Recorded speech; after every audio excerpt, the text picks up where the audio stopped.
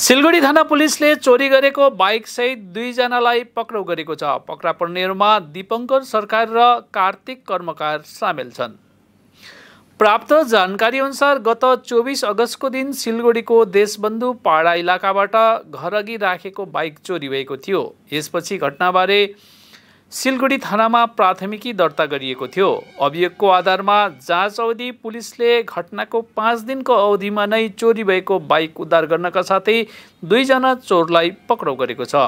तिनीहरूलाई गत केही दिन अघि पनि सिलगढीको भक्तिनगर थाना पुलिसले चोरीको मामिलामा पक्राउ गरेको थियो। जेलमा केही दिन बिताएपछि तिनीहरू जमानतमा रिहा भएर गत 20 अगस्तमा घर आएका थिए। तर जेलबाट निस्किन साथ तिनीहरूले फेरि चोरी गर्न सुरु गरे।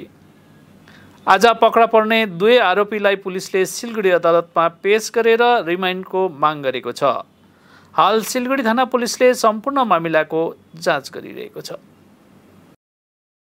24 তারিখ মোটামুটি 8:30টার আশেপাশে আমি বাড়িতে জাস্ট ঢুকলাম আর বেরোলাম কয়েক মিনিটের মধ্যে ব্যবধান। তো এসে দেখি আমার মোটরসাইকেলটা নেই। তো তারপরে খোঁজাখুঁজি করলাম কয়েকজন মিলে, তারপরে থানায় আসলাম, কমপ্লেন দিলাম।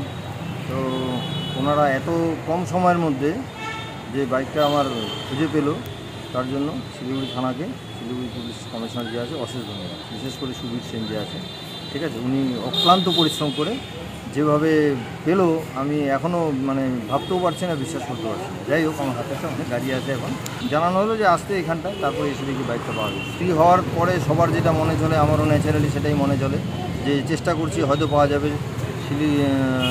শিলিগুড়ি থানার উপরে আমার একটা বিশ্বাস ছিল। তো পুলিশ যেটা কাজ করছে, credit goes to Siliguri police commissioner.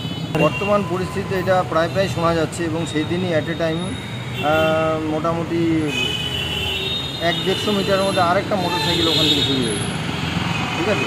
এবং খুব চুরি বা এখন যেহেতু পূজা আসছে আপনি বললেন, তো এই ঘটনাটা প্রায় শোনা যাচ্ছে।